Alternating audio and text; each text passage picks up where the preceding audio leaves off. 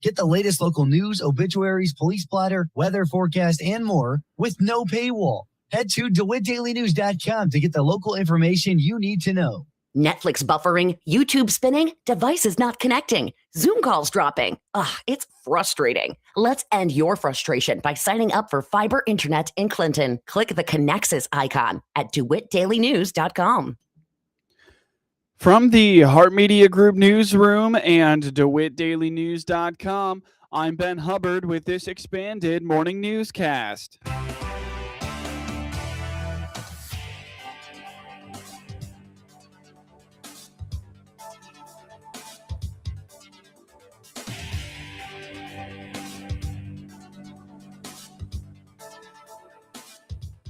Good morning and thanks for being with us. I'm your host today, Ben Hubbard. The news is brought to you by Baum Chevy Buick in Clinton, your Silverado headquarters, as well as Connexus, offering fiber internet in Clinton. Click their icon on DeWittDailyNews.com to find out more. The DeWitt County Sheriff's Office assisted the Illinois State Police late Sunday night with a pursuit of a subject coming from McLean County through DeWitt County. Official details are unclear about what prompted the pursuit, but DeWitt County Sheriff Mike Walker told the Heart Media Group that the pursuit began in McLean County and came through DeWitt County down U.S. Highway 51 and then west onto U.S. 54 before the Sheriff's Office terminated its assistance at the Logan County line.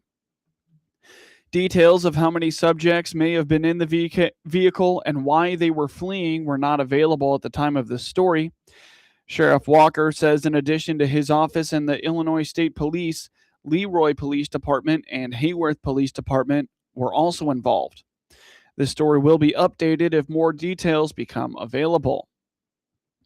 Coming up shortly on this expanded newscast, Willow Tree Missions highlights discrete methods of communication. The Monticello Police Department is sending a word of caution to residents after a couple of vehicle thefts in rural areas of Piatt County.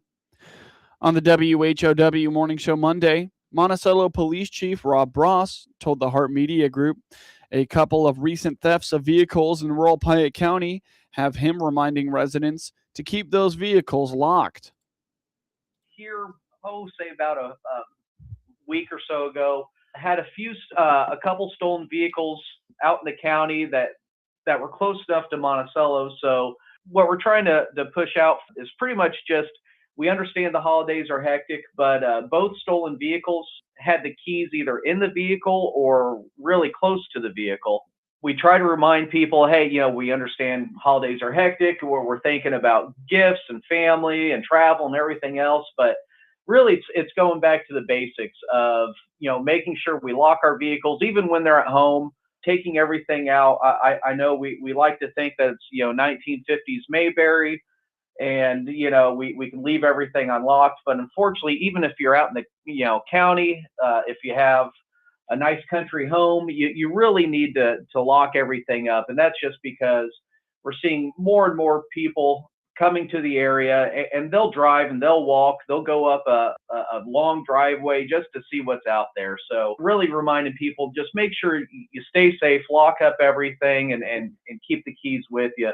That way, people just don't help themselves to your vehicle, and, God forbid it happens at night, then you don't find out about it till the next morning. With families set to gather from both near and far, Chief Bross reminds residents to lock those vehicles and have all valuables removed.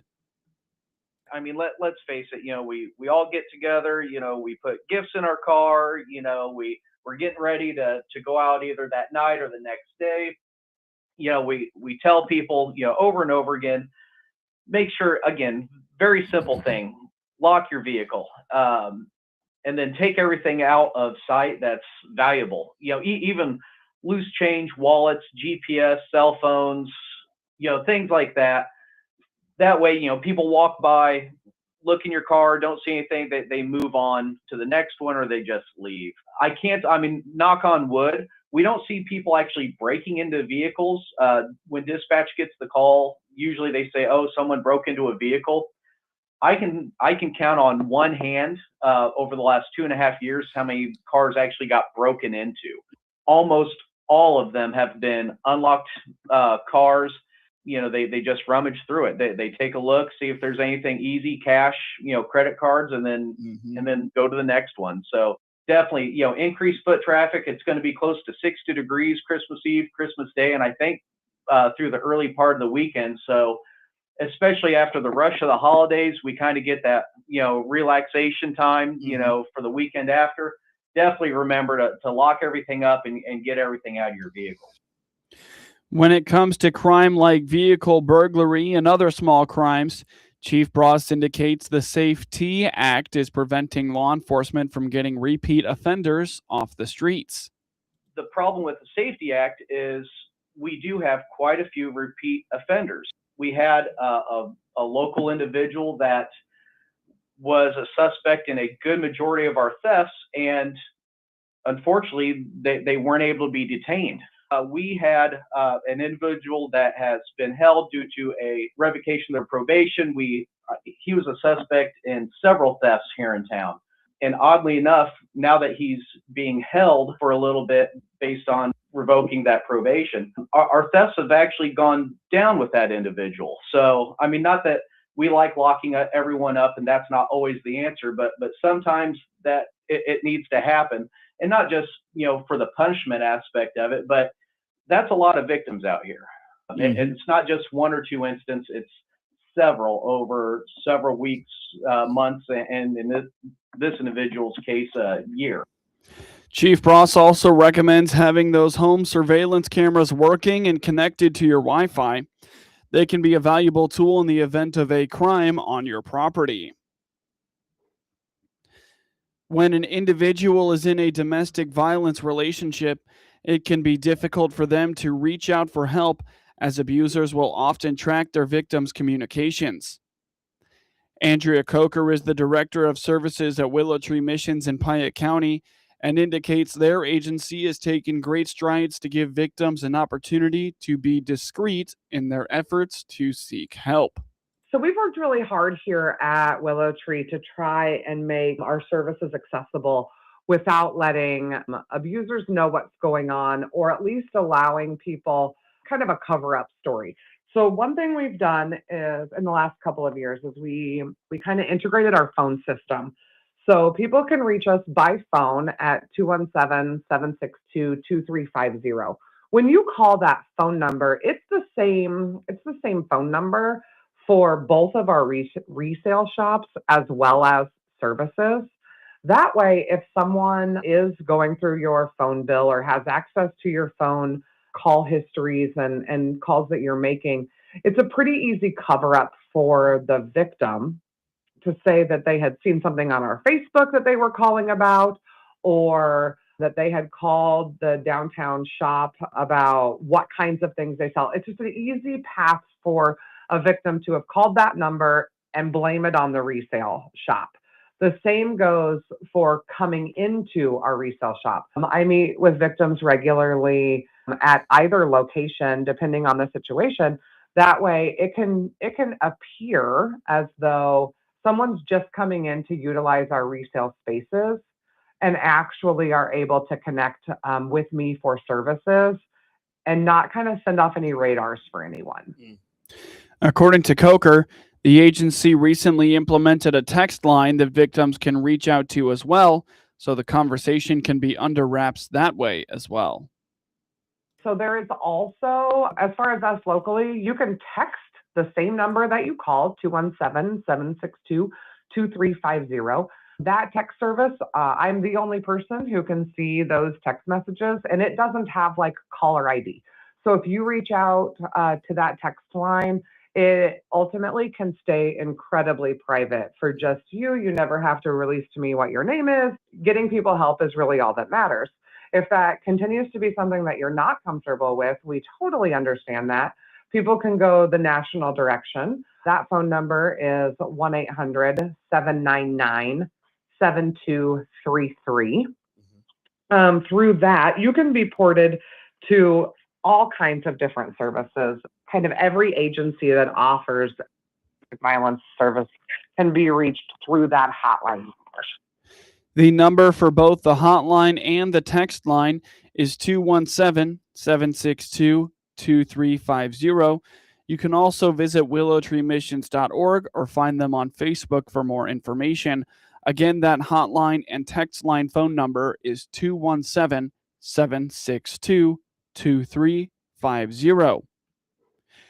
You're listening to the WHOW Morning Show. Let's take a quick break with a word from our sponsors.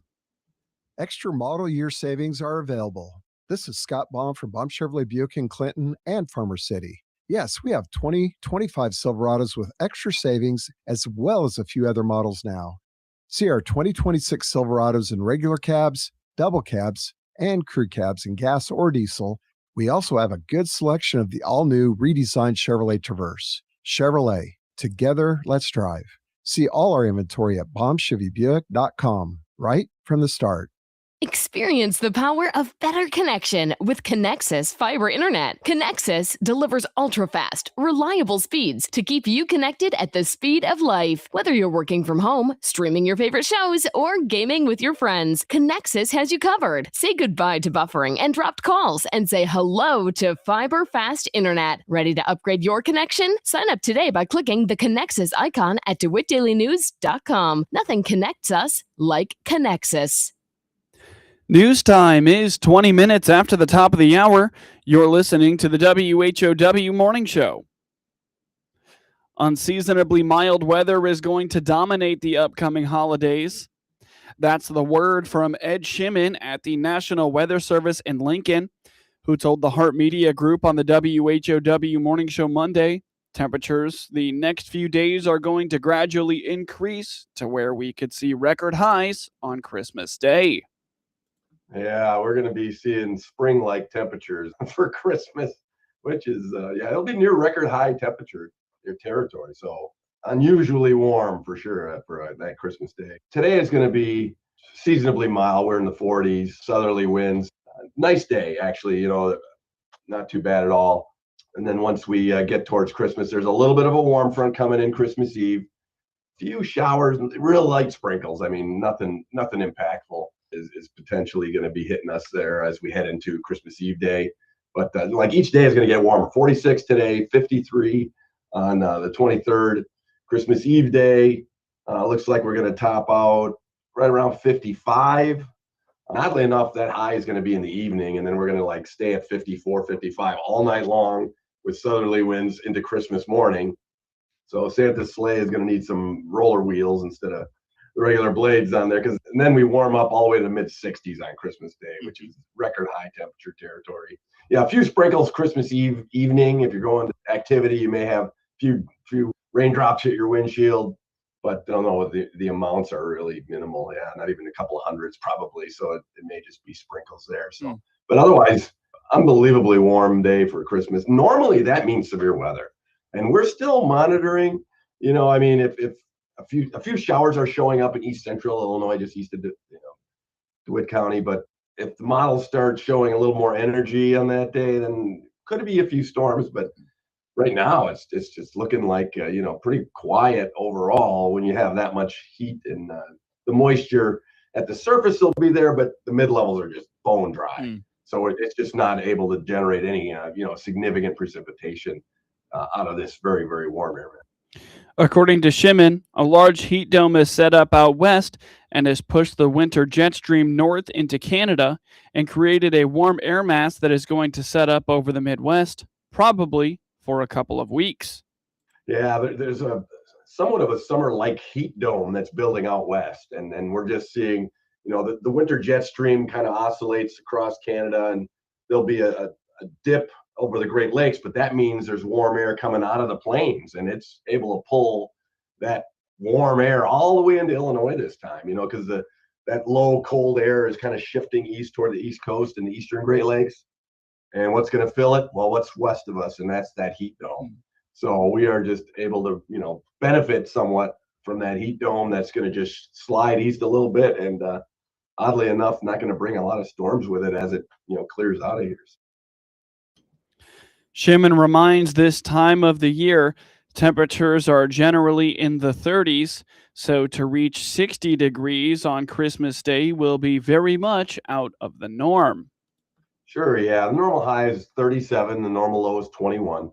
So you're heading into the winter where you're always below freezing at night, and during the day, snowfall. It's on that day averages about 2/10 of an inch of snowfall. So like in December, each day is averaging a couple tenths of an inch of snow. But by that time in the month, we normally would see about 3.7, almost 4 inches of snow, which we've gotten. But since then, we've had rain, a bunch of rain on Thursday last week. So that just melted just about everything except piles. And now we're dealing with a green Christmas. Shimon indicates the warm air is going to stick around into the New Year holiday as well. Additionally, thanks to all the moisture of December, drought conditions are starting to ease. We'll hear more from Shimon later this week at the Hart Media Group. Illinois is celebrating a new FFA chapter. Route Catholic in Jacksonville was officially chartered earlier this month. The school's first ever ag teacher is Allison Wheeler. I'd say that the challenges was getting interest, getting kids to be interested in the program and teaching them well enough to understand the scope and the size of FFA. You can say, yeah, we're going to go to convention and there's going to be 70,000 other kids there, but they don't realize how big it is until they get to see it. And so I think that's probably maybe one of the challenges is that they need to see it, and then they'll understand how cool of an opportunity it is to have at their school. During our charting ceremony, we had the state secretary, Kyle Bradshaw, come in and perform the ceremony and speak to our guests. And one of the things that he had mentioned that has stuck with me is that signing Route Catholic into official charter, now every school in our county has an FFA program. So in Jacksonville specifically, we are one of four between Jacksonville High School, Jacksonville Middle School, and then ISVI, Illinois School for the Visually Impaired. Any kid in I want to say 5 counties that make up our section, whatever school you decide to go to, you now have an opportunity to be a part of this organization. Wheeler was hired at Route Catholic last July. The USDA is currently reaching out to growers of organic commodities to participate in a survey about their operations and practices. Rod Bain reports.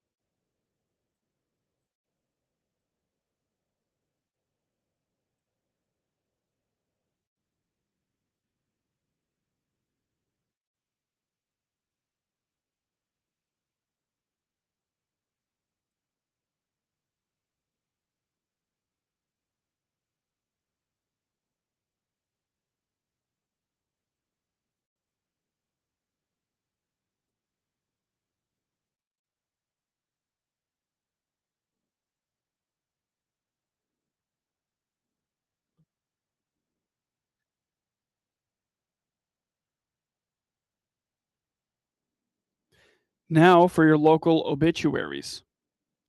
Terry A. Yates, 83, of Decatur, Illinois, passed away at 7:30 a.m. December 21st at the Ark at Hickory Point in Forsyth.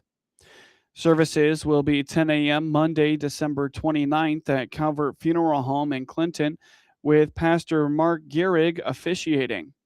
Burial will follow at Oak Park Cemetery in Clinton. Visitation will be 2 to 4 p.m. Sunday, December 28th at the funeral home. Memorials may be directed to the American Heart Association. Online condolences may be made at calvertmemorial.com. William R. Bill Rittenhouse, 88, of Farmer City, Illinois, passed away at 6:55 p.m. Wednesday, December 17th at the Haven of Farmer City. His visitation will be held today, Tuesday, December 23rd, from 5:30 p.m. to 7 p.m. at Calvert Bangley Bruce Funeral Home, 106 North Main Street in Farmer City. A memorial service will follow at 7 p.m. at the funeral home with Kyle Kopp officiating. Interment will be at a later date in Maple Grove Cemetery in Farmer City, Illinois. Memorials may be made to the Haven of Farmer City or the Champaign County Humane Society. Get news anytime from your computer or your mobile device at DeWittDailyNews.com.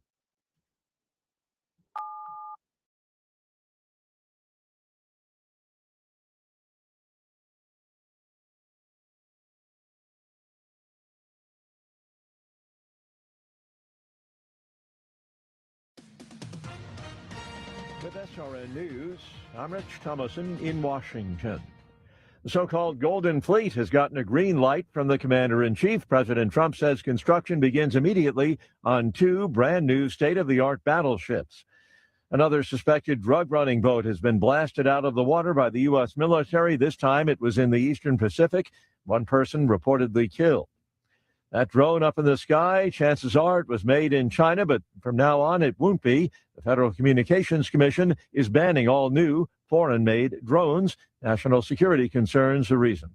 Holiday travel could prove something of an adventure for some Americans, with the weather a potential problem in some parts of the East and out. From the Hart Media Group Sports Desk, IL Sports Wire, and DeWittDailyNews.com, I'm Ben Hubbard with this local sports report. The Clinton Lady Maroons built up an early lead in the first and held on to it through a second quarter slump to beat the Rochester Lady Rockets by a final score of 48-35 in non-conference high school girls basketball action on Monday night in Clinton. The Lady Maroons controlled the first quarter, building up an 18-3 lead. The Lady Rockets fought back in the second to cut their deficit to 25-16 by halftime. The score was 40-27 by the end of the third. Clinton was led by Lila Kluver, who scored 15 points. Carly Anderson scored 14 points, including a pair of buckets from beyond the arc. Rochester was led by Elena Stock and Aniston Ferris, who each scored 9 points. With the win, Clinton improves to 8-4, while Rochester falls to 5-8. It's off to the Holiday Hoopla Tournament in Monticello for the Lady Sages. They will take on the Gibson City Melvin Sibley Lady Falcons at 3:30 p.m. on Friday. The Maroa-Forsyth Trojans led by 23 after 3 quarters and took down the Decatur St. Teresa Bulldogs in non-conference high school boys basketball action on Monday night in Decatur. The Trojans had the lead the whole way, turning a 16-9 first quarter lead into 34-16 by halftime. A big third quarter grew the gap to the biggest of the night, making it 47-24 going into the fourth. Cabrin Lee led all scorers by at least 15, putting up 27 points and shooting 4 for 5 from the charity stripe. Kobe Lane added 12 points, and Luke Smith had 9. With the win, Maroa-Forsyth improves to 5-3, while St. T falls to 3-5. Maroa-Forsyth will play host to Judah Christian tonight at 5:30 p.m. The IHSA has expanded the high school football playoffs starting in the 2026 season. Monticello football coach Coley Welter says he is in the middle when it comes to his feelings on the referendum. He labels himself as a traditionalist, however, has trust in Monticello athletic director Dan Sheehan, who was involved in the process. Yeah, I'm mixed. Obviously, Mr. Sheehan, Dan Sheehan's been on the ad hoc committee at the HSA, so he's a prominent part of putting this together, and it was sort of in response to, a lot of the conference realignment and some of the other plans that have been put out there, and he put this together with the help of the ad hoc committee, and I like the plan. I'm a traditionalist at heart, so it's hard to go away from having to earn 5 games to get into the playoffs, but we'll adapt. There's a lot of good things about it, and not in terms of goals for sure. I mean, we don't want to ever back into the playoffs anyway. Even when it was 5 to get in, we were never happy just getting in at 5-4. So you certainly want to still try to win every game you play and not let this sort of relax your expectations. And from that standpoint, it won't change much. What it'll change is sort of this calendar and the summer schedule and some of the things you have to do because the season moves up a week. With the added round to the playoffs comes changes to the schedule. Now that the whole season will be backed up a week, Coach Welter says that will force some changes in how and when they practice leading up to week 0. Yeah, definitely had a chance to evaluate. Haven't put anything in stone right now, but we've always had 2 dead weeks, one during the July 4th week, and now it's mandated, and we always gave our kids the opportunity to come in and make up missed weight room. At that point, they were no longer have the ability to do that. Plus, the first week of August was always a mandated dead week, and now it'll probably be we'll be practicing that week. If we want to find some time, like we've been a 4-week on, 1 week off, 4-week on, 1 week off. So now the biggest question for us is what do we want to do at the end of July going into that first week of August since the kids won't have that break. So That's kind of what we're trying to decide right now. Otherwise, we still get the 20 days. 5 of those will have to be used, or 6 of those will have to be used in the first week of August. So it does limit some of the days you have, but we didn't use all our days anyway. Among other changes includes the possibility of a first-round bye for eligible teams to start the playoffs, as well as video reviews of plays involving suspension or ejection. And it looks like it'd be somewhere around 7-2. It would be probably the threshold. Yeah. But, and that'll change year to year, just like the playoff points and all that stuff, changes as well. But I'm mixed on that as well. The idea of taking a week off with 18-year-old kids is always a little concerning, but at the same time, at that point, if you got some injuries or whatever you want to remedy or get some kids healthy, let them rest a little bit, I think from that standpoint, it's an advantage to those teams. So, but I'm a little bit mixed. I like to play every week. Yeah, I'm mixed. We talked about that earlier. It's such a subjective thing, and it's subjective at the time, and it's going to be subjective after the fact. So as long as there's criteria that they have to follow to see, I would assume it'd have to be pretty obvious for an overturn to happen.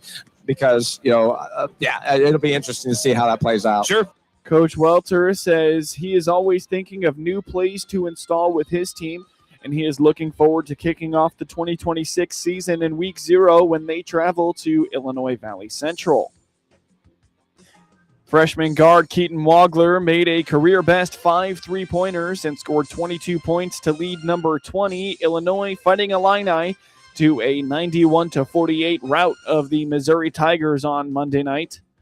Andrei Stojakovic returned from a first-half injury to score 16 points, and Tomislav Isavic added 14 points as the Fighting Illini, who are now 9-3, rolled to the most lopsided victory in the history of the bragging rights rivalry. Sebastian Mack had 17 points off the bench to lead Missouri, who are now 10-3, as Coach Dennis Gates left his reserves in for much of the second half with the game out of hand. After building a 16-point lead at halftime, the Illini poured it on with 2 3-pointers from Isvich in the opening minute of the second half and finally pulled their starters with 2.5 minutes left. Wagler went 5 for 6 from 3-point range and improved to 12 for 18 in the past 3 games. The Illini started to pull away midway through the first half with a run fueled by second-chance points on one end and blocks on the other. Wagler, Ben Hammerkaus, and Jake Davis all hit 3-pointers that followed offensive rebounds during one 4-minute stretch that also featured 3 blocks by Zvonimir Isvich. Anthony Robinson II scored Missouri's first 9 points to keep it close early on, but the Tigers trailed 41-25 by the time he closed the first half by hitting a free throw for his 10th point. He finished with 12. Stojakovic, Illinois' second leading scorer, went to the locker room with 9 minutes left in the first half after appearing to injure his left leg. He returned to the bench before halftime and started for the second half, even driving for a thunderous dunk to make it 63-36 midway through the second half. Missouri opens SEC play at home January 3rd against number 22 Florida. Illinois hosts Southern next Monday. Andre Washington had 24 points in Eastern Illinois' 110-56 victory over East West on Monday. Washington shot 11 of 14 from the field and 2 of 3 from the free throw line for the Panthers, who are now 4-8. Preston Turner scored 18 points while going 7 of 12. Zion Fruster shot 5 for 11 and 4 of 4 from the free throw line to finish with 15 points while adding 6 assists. The Phantoms were led by Devine Conley, who posted 22 points. Jamari Malone added 9 points for East West. Amari Phillips also put up 7 points. Darren Radish had a goal and 2 assists to reach 100 career points, and the Tampa Bay Lightning beat the St. Louis Blues 4-1 on Monday night. Oliver Bjorkstrand had a power play goal for his 400th straight point, and Pontus Holmberg and Anthony Cirelli also scored for Tampa. Nikita Kucherov and Jake Gensel each had 2 assists. Andrei Vasilevsky made 23 saves as the Lightning have won back-to-back games for the first time since the start of December. Justin Falk scored for St. Louis, while Jordan Binnington finished with 13 saves. The Blues were held to 2 or fewer goals for the 21st time in 38 games this season. Holmberg scored 21 seconds into the game, getting a stick on Radish's shot to deflect the puck past Binnington. It tied for the 13th fastest goal to start a game in Lightning franchise history and fastest since Steven Stamkos scored at 20 seconds on March 16, 2024. Radish scored on a power play at 9 minutes and 12 seconds of the first period when his shot at the center point hit Falk and caromed into the net. Falk cut the Lightning lead in half at 6 minutes and 43 seconds of the second, but Cirelli answered that a minute and 18 seconds later, getting a stick from the middle slot on Radish's shot. Radish became the second fastest defenseman in Lightning history to reach 100 career points in his 206th game. Bjorkstrand scored Tampa Bay's second power play goal of the game at 5 minutes and 36 seconds of the third period. St. Louis will host the Nashville Predators on Saturday, while Tampa Bay stays in the state to go to the Florida Panthers on Saturday.